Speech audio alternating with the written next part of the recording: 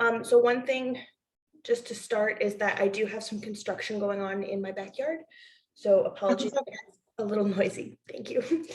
But yes, like I was saying, this is one of my absolute favorite recipes. I make it every year. You could make it out of season, but this is a recipe where it really makes a difference to have fresh strawberries. So I like to make this type of year when the strawberries are nice and fresh. Yes, I love strawberries. Oh yeah, and I think I read a description of this cake once where the recipe author said it was more strawberries than cake, and that's perfect, right? So That's great. Yeah. I have little quarts. So for this one, I have about 1.5 quarts of strawberries. So Okay. let me just take a peek at the recipe. Okay, so the first thing we're gonna do is turn the oven on. So we're gonna turn the oven on to 350 degrees. Okay. Okay. Yeah. Make 350. Okay, and then we've got our cake pan. I think this is 9 by 13-ish. Okay. So whatever you're using, I'm actually gonna get my spray because I'm lazy and I'm gonna use spray instead of butter. Yeah.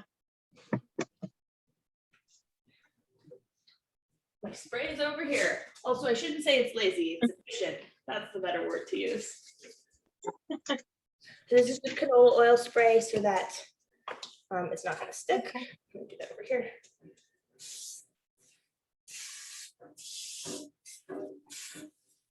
Okay. Then get a little piece of parchment paper just to line the bottom.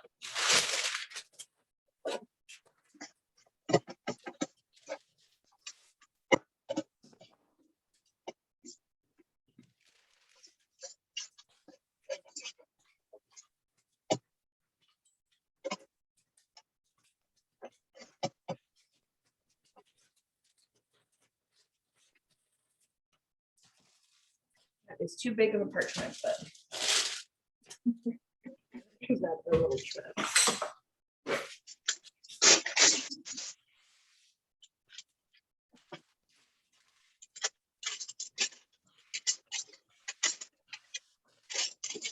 The eyeball it and failed, and that is okay. There we go. So parchment's in the bottom. What's next?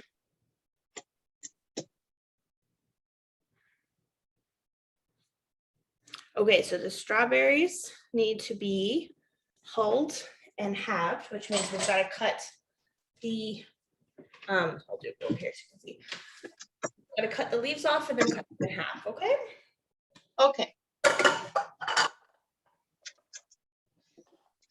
Mine are already washed, so if you haven't already washed your strawberries, now would be a great time to do that.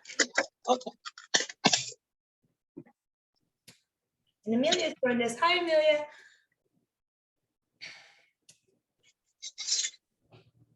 So Amelia, all we've done, not sure if you can hear us yet, actually. I'll wait till she's connected.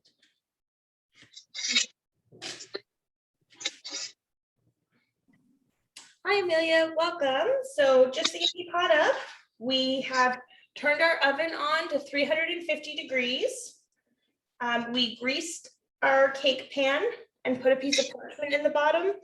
And now all I'm doing is slicing up the strawberries. So I'm just cutting off the tops and then I'm gonna cut them in half, okay?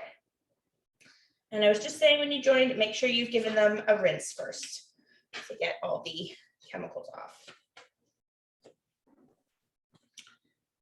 Another thing that's lovely about this cake is it works really well if you have strawberries that are even a little bit overripe. So some of these strawberries are left over from the weekend and some of them are starting to go just a little bit mushy to the point where they wouldn't be as nice to eat, but they're not bad yet. And that is really wonderful in this cake because they've already got so much natural sweetness to them. And as you bake them, they're going to get really jammy. That was a little moldy. jammy and delicious. This is truly one of my favorite recipes. And I know usually for this class, we put an emphasis on trying to make food with what we've already got in the house.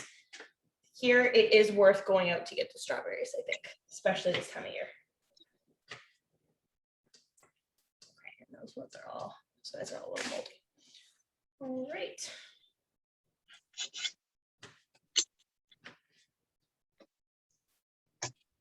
These strawberries are from a farm just around the corner from my house, so it does not get fresher or better. And this is only one of the only sad things about cooking like this is that we can't all smell the same things. And I wish you could smell these strawberries right now, but hopefully you're smelling your own wonderful strawberries at home.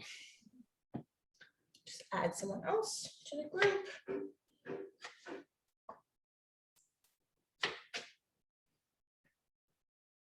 Hello, Christina, welcome. So to get you caught up, all we've done so far is turn on the oven to 350 degrees. We have greased our cake pan, and now we are just having our strawberries and taking the leaves off. If you're following along at home, it won't take long to get caught up.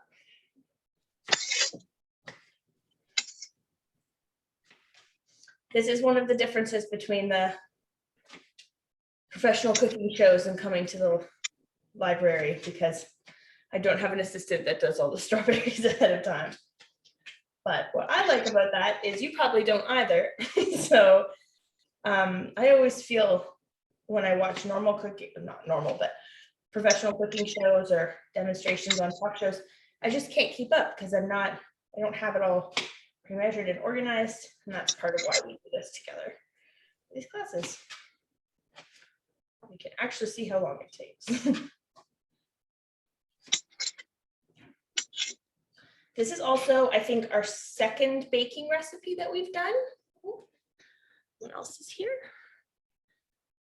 A really important thing with baking is referred to as mise en place. So mise en place is getting all your ingredients measured and ready to go before you start combining them.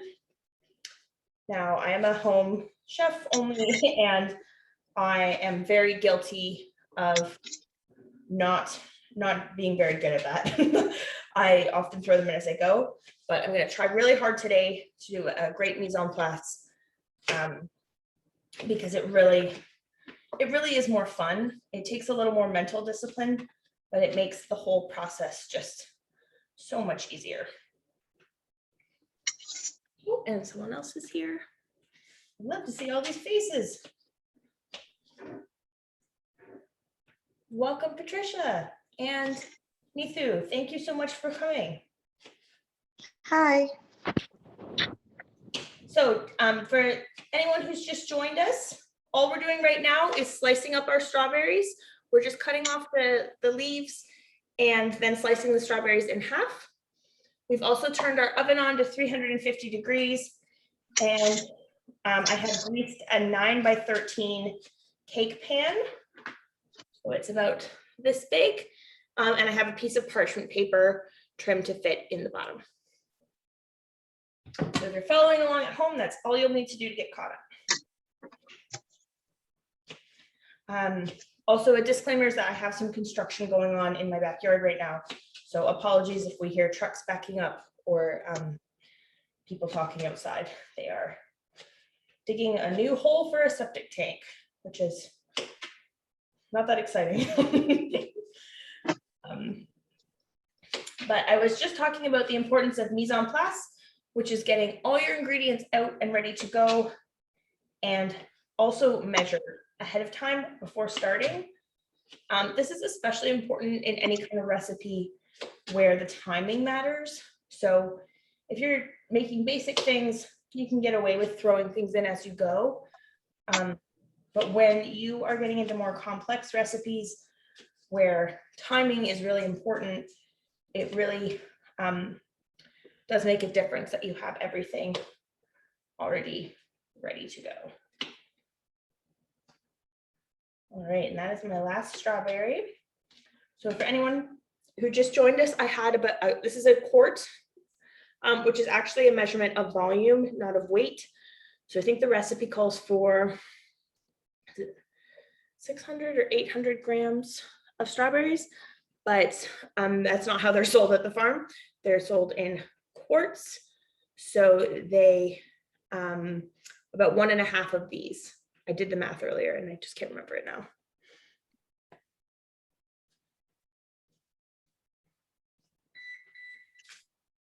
All right, and we have a chat from Christina. This is, oh, Christina, hello. This is a great recipe since strawberries are in season. Yes, absolutely. Sorry, the dog is quite upset by all the people moving around outside. The strawberries just smell like absolute heaven because they are so fresh. Okay. So now, like I was saying, I'm going to try very hard to do a good mise en place. So I'm just going to flip over to the recipe and I'm going to measure everything else out before we go.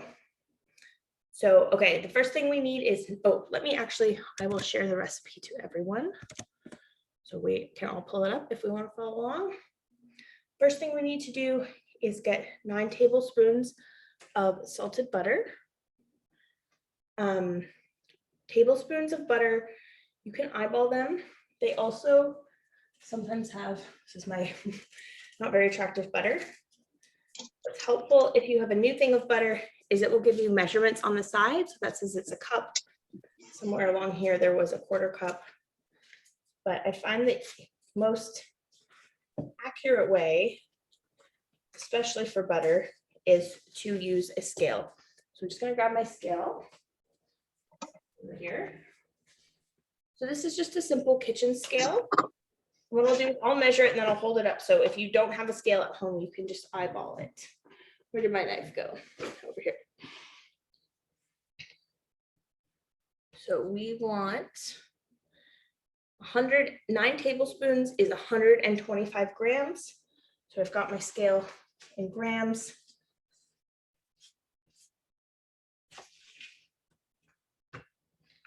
Where are we putting the butter, Laura? Into the cake pan?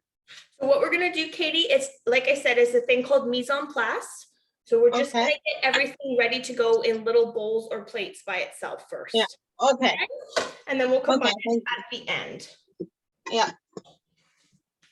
Okay, so that's 60. That's 107.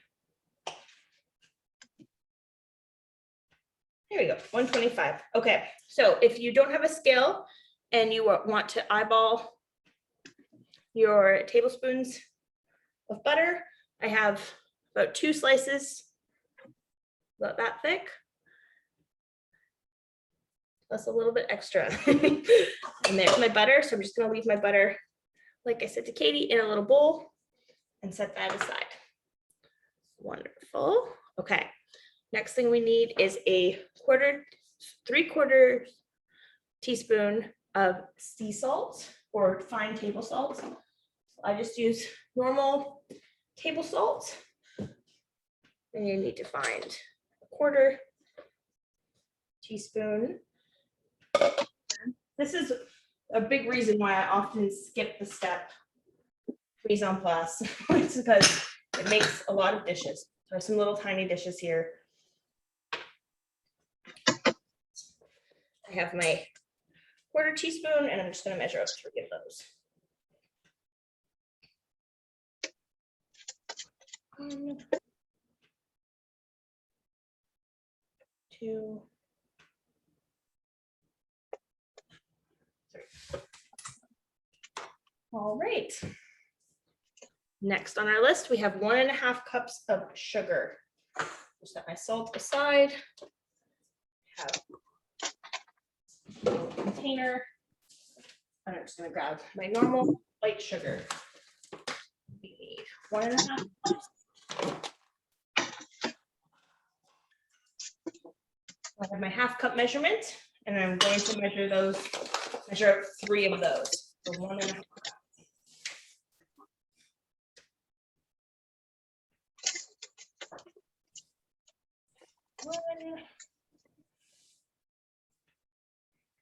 2.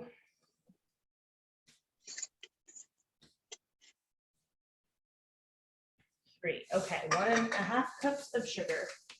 I'm gonna set my sugar aside. All right, now I need 1 large egg, which I have here. And I also need 1 egg yolk.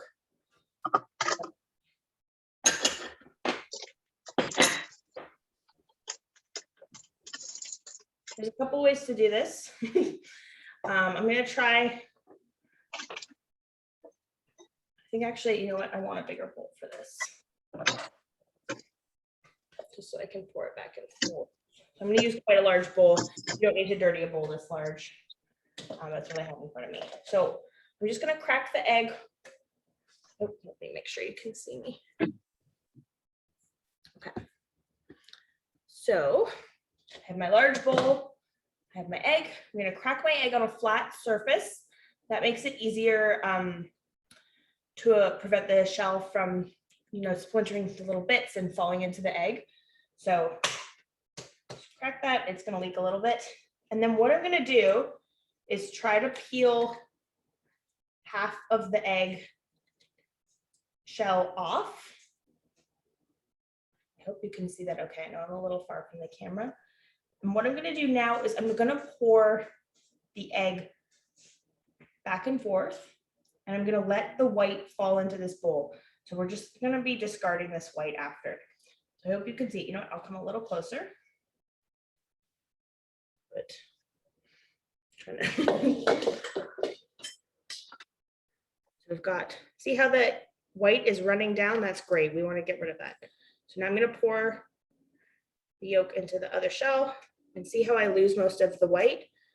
Ooh, I'm going to dump the white out from that half. And I'm going to do it again. And there we go. So now I have a mostly separated yolk.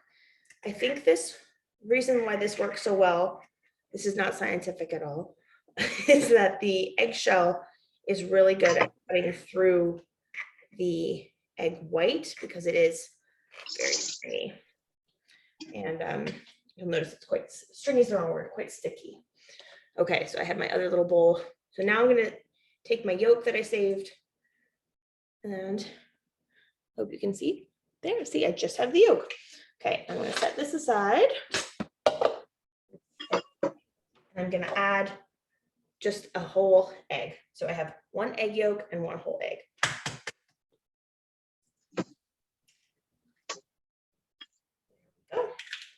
Those are full.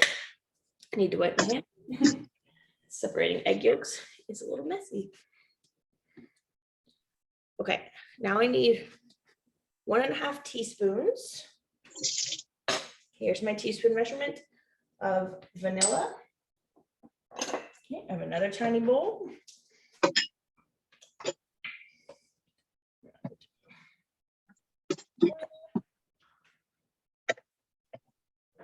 That's a little lot.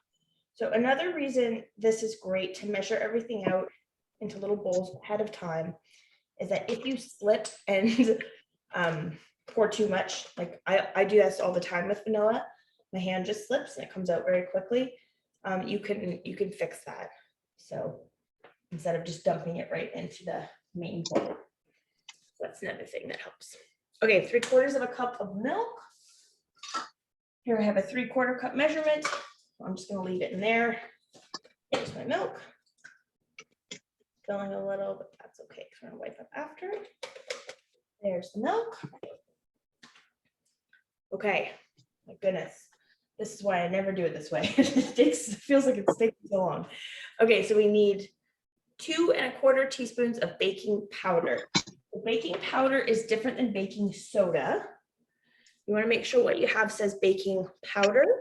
Baking powder, it's a little confusing. Baking powder has baking soda in it, but it's also mixed with other ingredients. So it's a little different. They are very easy to confuse though. I do that all the time. So I'm just gonna wipe my teaspoon. So 2 teaspoons. Plus 1/4, my 1/4 teaspoon. got that. Lovely. All right, and our last ingredient is the flour. So now I'm gonna get my big bowl and I'm gonna measure my flour into my mixing bowl. So it's at least saving us the one bowl. And I am going to measure 2¼ cups of flour. So I have a cup, I have a quarter. It's very, lots of different ways to measure flour. The best ways is to pour it. It's a little more annoying depending on your container. So if you have to just scoop it, see, and then that happens. I did spill too much. This helps aerate the flour. If you don't aerate the flour, you can end up with actually a lot more flour in your cup than you realize. Oh, see, but this is why we don't do this, because now I have to start over. Okay, well, I'm just gonna set that aside.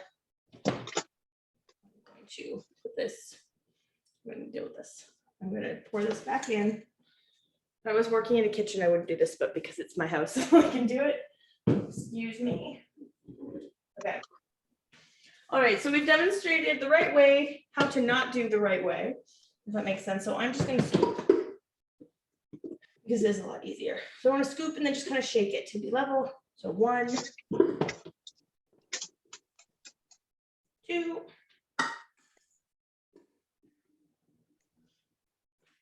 and there we go. Okay, 2¼ cups of flour. Lovely, okay. And if you're very organized, you take this time before baking to give everything a little tidy up. So since we're trying to be very organized bakers today, let's take a moment and I'm just gonna put some ingredients away. This is really helpful.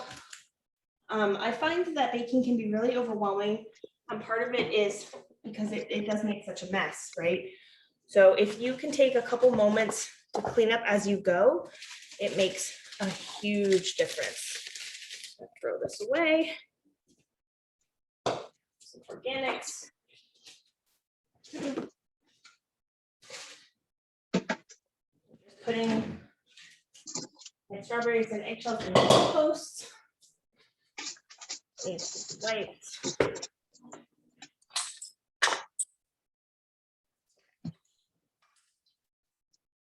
Remove all my measuring cups and get them into the sink. Won't do a full clean, but I'll do enough that it makes it a little easier later. My butter. It's gonna go back in the fridge.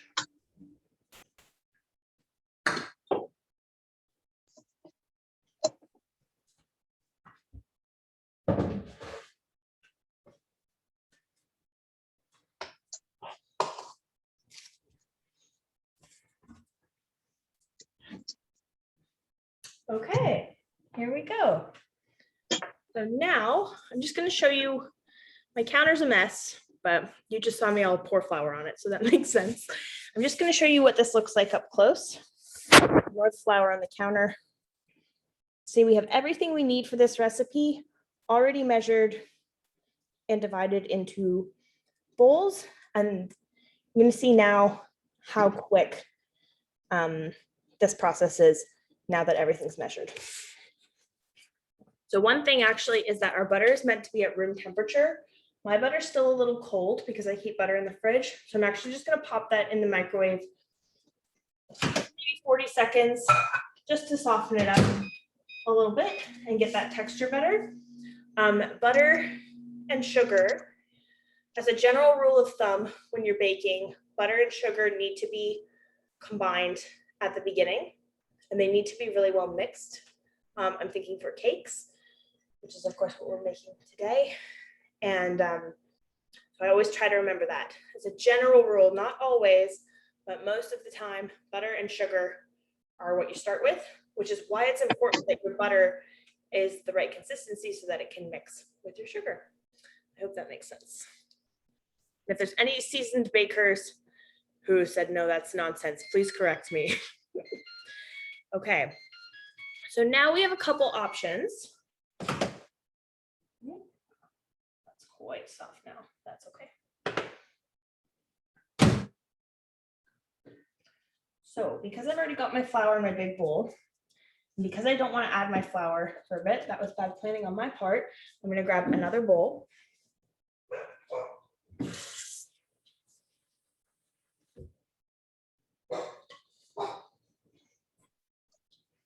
And this is where I'm going to combine my butter and sugar. Bruce, sorry, he's very upset by the connection. Okay, so butter. This is quite warm butter now. You want yours to be a little firmer than that. And sugar. And now we have two options. We can mix this by hand, which is going to take some elbow grease. Or if you have beaters, then now would be the time to get them out. So I'm going to grab my beaters so you can see what that looks like.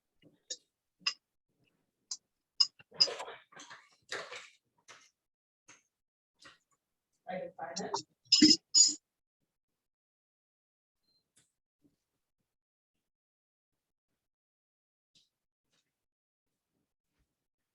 Okay, troublingly, I found the machine. Here they are. My kitchen is not very organized. So we are just going to attach the beaters. And then this is just going to be loud for a moment. So this saves time and energy, of course, because you can absolutely mix this by hand. You just want to make sure it's very consistent and even. So I'm going to plug these in.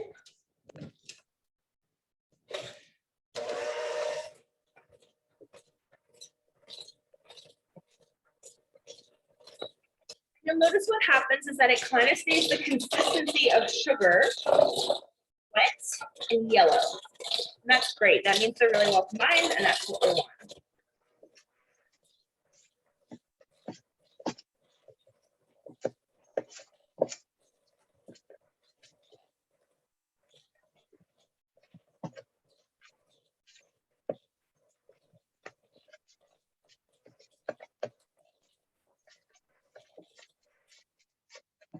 Okay, so the recipe calls for your butter and sugar to look light and fluffy. Well, I'll just hold that up to get an idea of what that looks like. So it's very fluffy. It smells great. Let's see what's next. Okay. Butter. Oh, and we're gonna add the salt to this as well. Grab your little bowl of salt, put it in.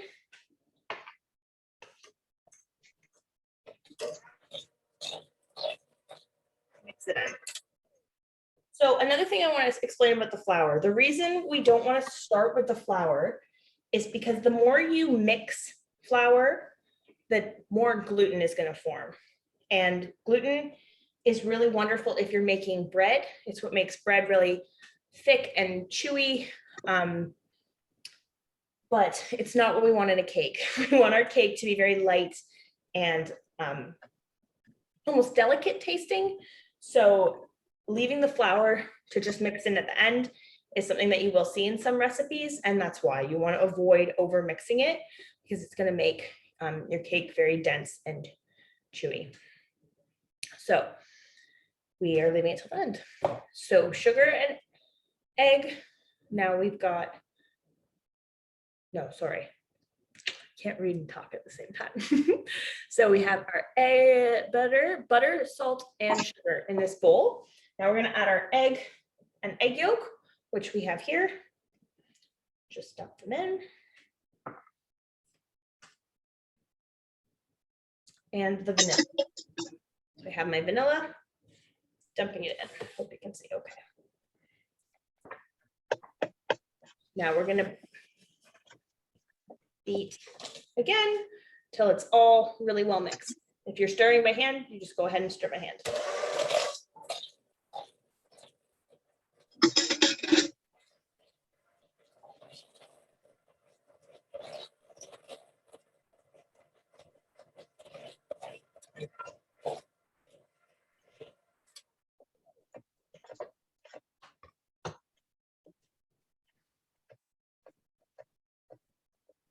Okay, now we're going to add our milk. And the recipe does say This might end up making the milk look a little curdled and strange, but she says not to worry, it will turn out fine. Nope.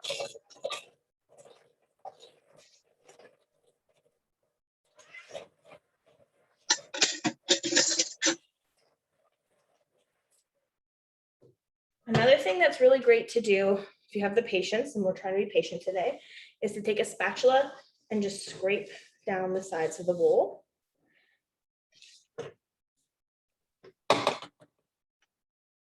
And then mix.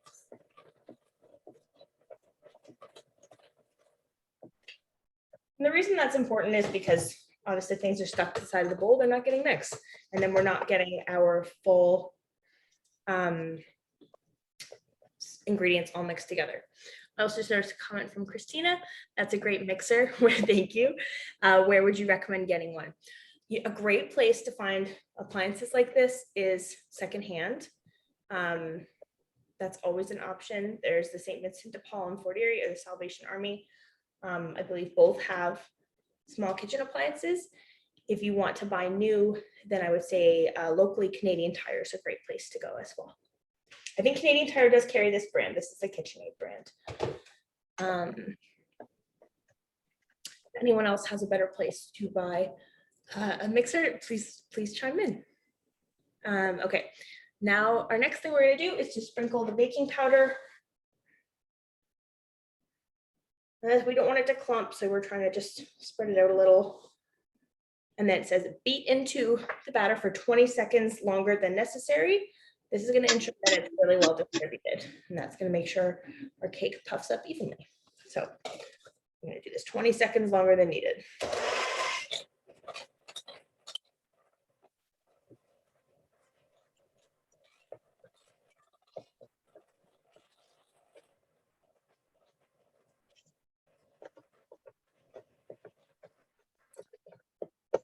Okay, I'm just going to pause and scrape down the sides of the bowl again.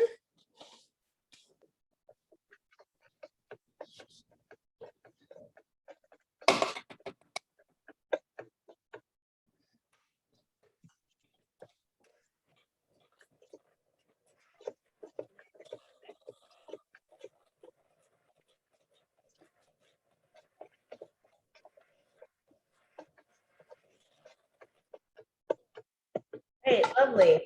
The other thing that's great about doing a mise en place and getting all our ingredients ready is it's a lot harder to miss something because I know I've added everything because it's no longer on the counter. So all that's left for me to add is the flour.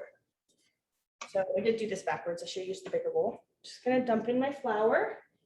Instead of beating the flour, I'm just gonna use my spatula and I'm gonna mix it really well.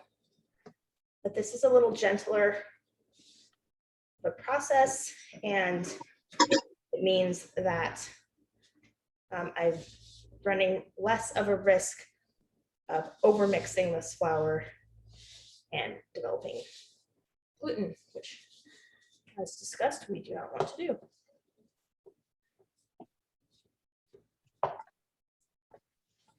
Spatula, like I said, also great. You can see I can really scrape down the sides and make sure absolutely everything is combined.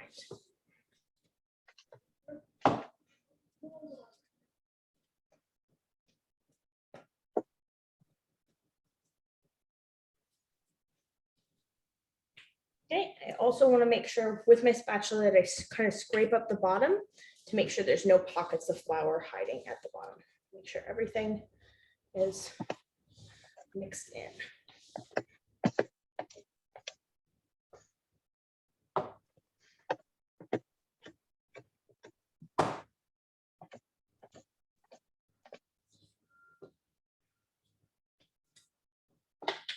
Okay.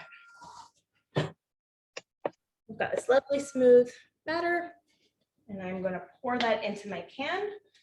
If you came late, we did start by greasing the pan, so make sure you greased your pan before adding any batter. Other thing I love about the spatula is it helps me get absolutely all of it out of the bowl.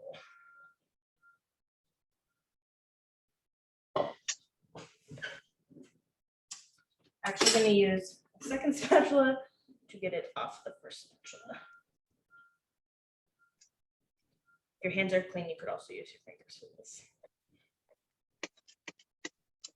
Okay, and then I'm gonna spread that out evenly.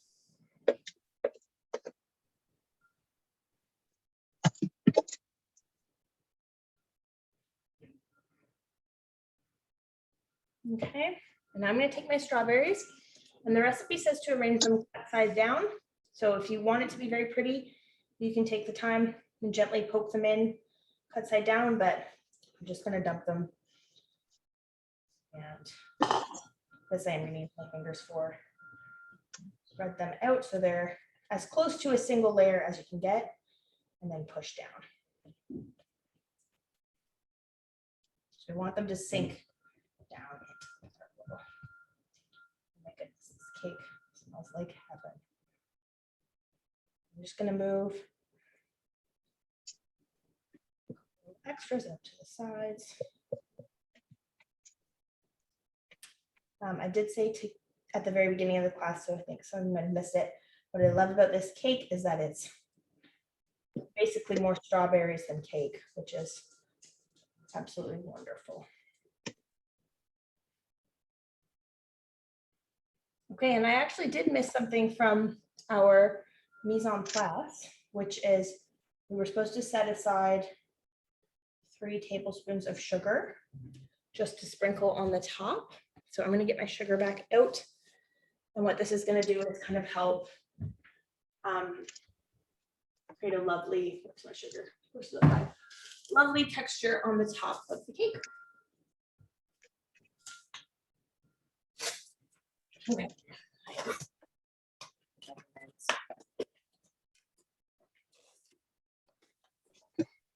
One, just sprinkle it.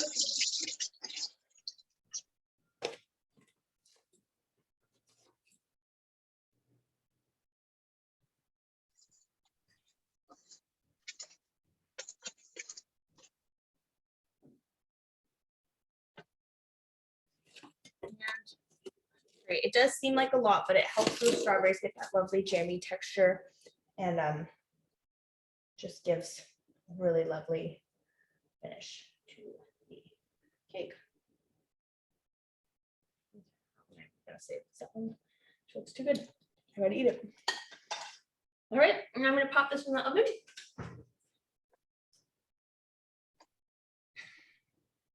Just preheated to 350 degrees. Yeah.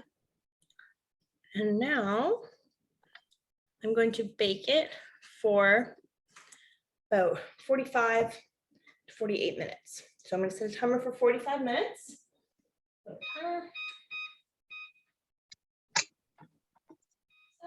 If the cake is still kind of jiggling in the middle, when I take it out, I'm going to add 3 minutes. Well, Christina says, amazing recipe. Thank you for this cooking demonstration. Thank you so much for being here. It's been so lovely to cook with you all. So in 45 minutes, I hope you're all enjoying delicious strawberry cake, and I hope you have a lovely day. Thank you all so much for coming. Any questions before we sign off? Hi, Laura. I just want to say thank you again for everything. Thanks, Katie. Thank you for coming. So lovely to have you all here and to cook together, and enjoy your hot summer day.